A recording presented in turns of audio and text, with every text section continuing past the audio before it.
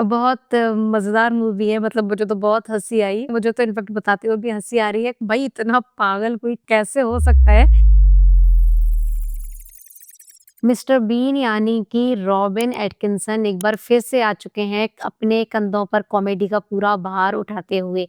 मैं ऐसा क्यों बोल रही हूँ कि एक बार फिर से? इसलिए बोल रही हूँ क्योंकि 2022 में उनकी एक छोटी-सी प्यारी-सी नेटफ्लिक्स में सीरीज़ आई थी, जिसका नाम था मैन वर्सेस बी। एक बहुत अच्छी-सी सीरीज़ थी। हर एपिसोड करीब 11 से 13 मिनट के बीच था।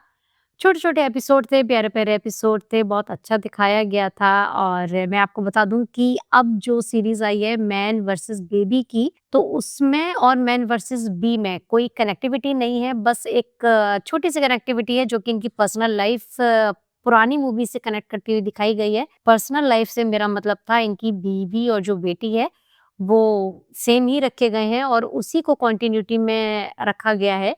दोनों मूवीज़ में। तो फिलहाल तो मैं अभी मैन वर्सेस बी का बताती हूँ जो 2022 में आई थी। छोटे एपिसोड हैं जैसा कि मैंने अभी आपको बताया, छोटे-छोटे एपिसोड्स थे 11 से 13 मिनट के, मतलब आप चलते-फिरते कभी भी देख सकते हैं, बिल्कुल भी बोरियत नहीं होगी। बहुत ज़्यादा लाउड कॉमेडी नहीं है, प्यारी-सी शांत-सी मूवी है जिसमें ये एक हाउस केयरटेकर का रोल प्ले कर रहे हैं। इनके पास जॉब नहीं होती है, फाइनली इनको एक जॉब मिलती है हाउस केयरटेकर की, जिसमें जाते हैं, ये देखते हैं एक बहुत आलीशान सा घर होता है जिसके हस्बैंड वाइफ कहीं घूमने जा रहे होते हैं और इनको केयरटेकर बना करके जाते हैं कि घर में बहुत महंगी चीजें हैं, बहुत एंटीक हैं, बहुत एक्सपेंसिव हैं, उनका ध्यान रखना। तो बस सबकी एक्टिंग बहुत अच्छी है, इसी पर एक ये वाली मूवी बेस्ड है मैन वर्सेस बी। सब कुछ बहुत शांत और अच्छा चल रहा होता है, लेकिन प्रॉब्लम आती है तब जब इसमें बी यानी कि मधुमक्खी की एंट्री होती है।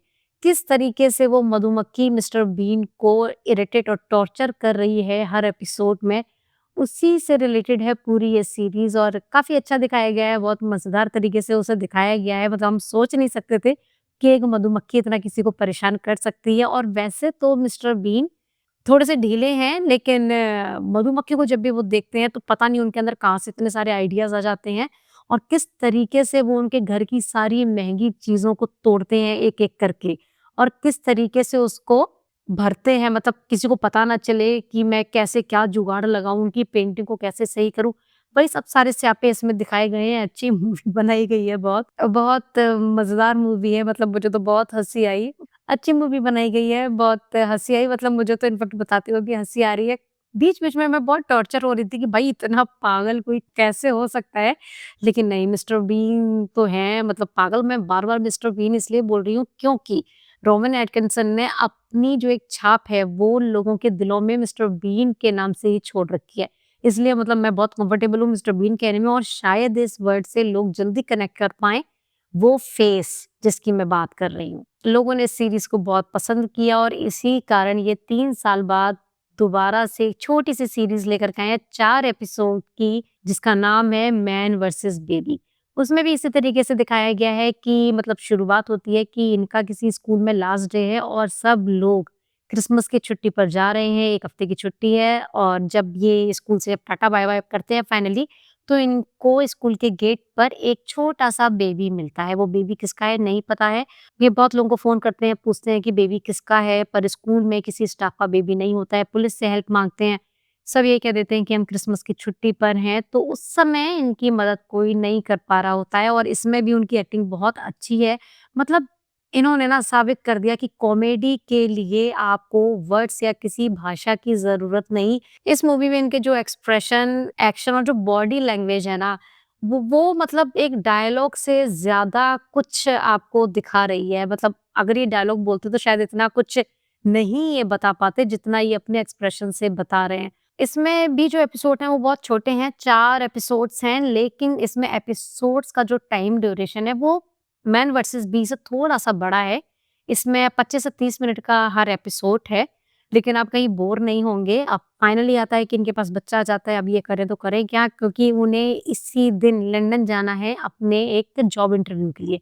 क्योंकि भाई नौकरी नहीं है, नौकरी तो हर किसी को चाहिए, तो फाइनली वो बच्चे को लेकर के जॉब इंटरव्यू में पहुँचते हैं।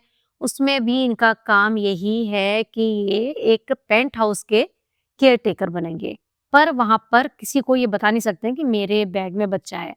उसमें भी इन्होंने एक्टिंग बहुत अच्छी करी है, किस तरीके से बच्चे को छुपाते हैं और जब फाइनली जब पेंट हाउस की इनके पास आ जाती है, तो उस बच्चे और मिस्टर बीन किस तरीके से स्यापा कर रखा है इन दोनों ने घर में, किस-किस तरीके से एपिसोड बनाए हैं, क्या-क्या चीज़ें दिखाई हैं, बच्चे को किस तरीके से खिलाते-पिलाते हैं, किस तरीके से ये उनके महँगे कपड़े बच्चों की नैपी के तरीके से यूज़ करते हैं। मतलब आप देखेंगे तो बोर नहीं होंगे और इतना इरिटेट इस बार इन्होंने नहीं किया है जितना इरिटेट इन्होंने मैन वर्सेस बी में हम लोगों को कर दिया था।